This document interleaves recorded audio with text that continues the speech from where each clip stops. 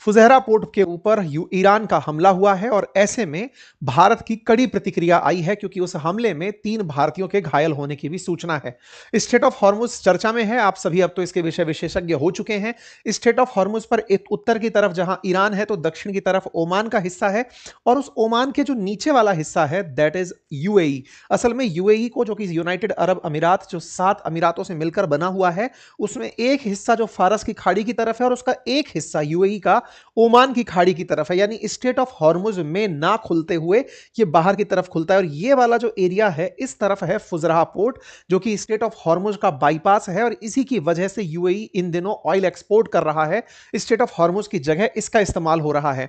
भारत भी लगभग 6 lakh barrel per day तेल इस फुजराह पोर्ट से मंगाकर अपनी आवश्यकता की पूर्ति कर रहा है, और आज इसी फुजराह पोर्ट पर हमला हुआ है।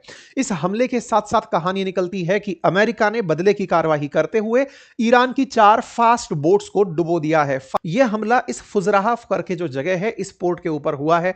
यह जगह मैंने आपके सामने मार्क कर दी, शायद अब आप इसको रिलेट करके समझ पाएं।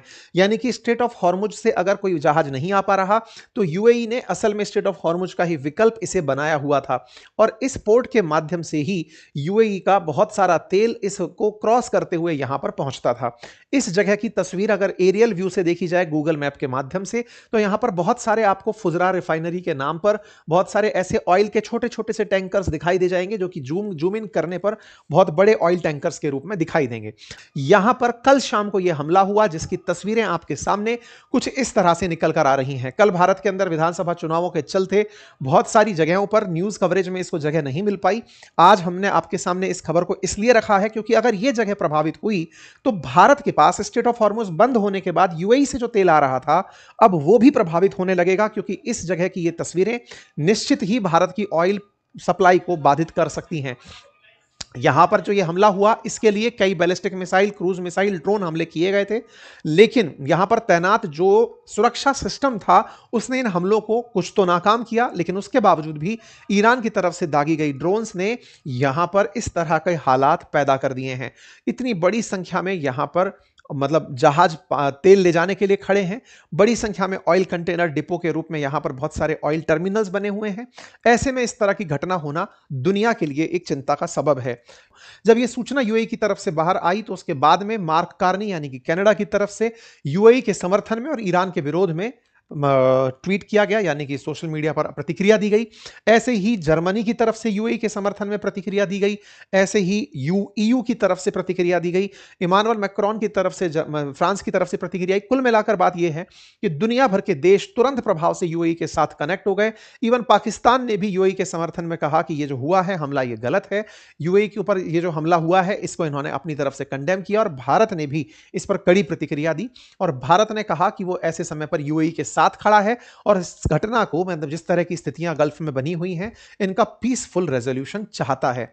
इस तरह की जो जानकारियां हैं जब ये सोशल मीडिया पर आने लगी, तो एकदम इंपैक्ट आया कि अब तेल का रास्ता बाधित होगा, और अगर तेल का रास्ता बाधित होगा तो तेल सप्लाई के बाधित होने से ऑयल के प्राइसेस बढ़ेंगे। तो कल शाम होते होते ही ऑयल प्राइसेस में $114 प्रति बैरल के हिसाब से क्रूड का भाव चढ़ते हुए दिखाई दिया। भारत ने पूरी तरह से अपनी प्रतिक्रिया देते हुए, क्योंकि यहां पर 3 भारतीयों के घायल होने की खबर है, इसलिए भारत के फुजरा पोर्ट पर हुए, मतलब यूएई के फुजरा पोर्ट पर हुए हमले को भारत ने पूरी तरह से अस्वीकार्य करार दिया। इस घटना के बाद में फ्लाइट्स की तरफ से भी, यानी इंडिगो की तरफ से भी सूचना दी गई कि customers are advised to check their flight status जाने से पहले, क्योंकि अल्टीमेटली जिस तरह की सिचुएशन बनकर के आई, अचानक फ्लाइट शेड्यूल्स के अंदर परिवर्तन किया गया, क्योंकि अगर स्थितियां फिर से असामान्य होती हैं तो उसके ऊपर से फ्लाइट्स उड़कर नहीं जा पाएंगी। यूएई के प्रेसिडेंशियल एडवाइजर के द्वारा इस बात का मतलब धन्यवाद दिया गया कि दुनिया यूएई के साथ खड़ी हुई है। अब सवाल यह है कि ईरान ने यह क्यों किया। ईरान ने इस पूरी घटना पर शुरुआत में अपनी तरफ से एलिगेशन करार दिया कि नहीं नहीं, हमने ऐसा कुछ नहीं किया, लेकिन फिर बाद में शाम होते होते इनकी स्वीकारोक्ति निकल कर आई, और उसके पीछे इन्होंने पूरा ठीकरा ट्रंप के ऊपर फोड़ दिया। असल में ट्रंप के द्वारा हाल ही में यह कहते हुए कि हम सीज फायर बढ़ा रहे हैं, लेकिन अमेरिका का ब्लॉकेड वहां पर लगा कर रखेंगे, यानी स्ट्रेट ऑफ हॉर्मुज से ईरान ने अगर अपनी तरफ से प्रतिबंध लगा रखे हैं, तो अमेरिका भी प्रतिबंध लगाकर रहेगा, कोई भी जहाज ईरान वाला बाहर नहीं जाने देगा। तो दोनों एक दूसरे के बाहर अड़ा अड़ा कर अपने जहाज बैठे हुए हैं, कोई किसी को इधर से उधर नहीं जाने दे रहा। इस बात को निपटाने के लिए इन्होंने कई लेवल वार्ता भी अब कर ली, लेकिन कुछ भी निकल कर नहीं आया। ईरान ने भी अपनी तरफ से ट्रंप को मैसेज भेज दिया कि आप जब तक ब्लॉकेड नहीं हटाएंगे कोई भी बात सामान्य नहीं हो। यूएई के ऊपर जो हमला है वो अमेरिका के ऑपरेशन फ्रीडम के अनाउंसमेंट की प्रतिक्रिया थी कि आप अगर ये प्रयास करोगे तो मैं आपके जो मित्र राष्ट्र हैं उन पर हमला करूंगा, उन पर हमला होगा तो आप पर हमला है, वो टेक्निकली वो आपसे नाराज होंगे, तो हमें कोई दिक्कत नहीं है, हम आप पर तो हमला करेंगे ही नहीं, हम यूएई पर हमला करेंगे। यही कारण हुआ। तो ट्रंप ने जो ये खेला किया ना, असल में जो अनाउंसमेंट किया, इस प्रोजेक्ट फ्रीडम की प्रतिक्रिया ईरान ने अपनी तरफ से दे दी और अमेरिका को साफ कहा कि आप कृपया करके यहां से दूर रहना, अपने शिप लेकर मत आ जाना, हम यहां पर गोला चला देंगे। आप लोग इसे कैसे देखते हैं जरूर कमेंट बॉक्स में अपनी राय हमें कमेंट बॉक्स में दें। धन्यवाद।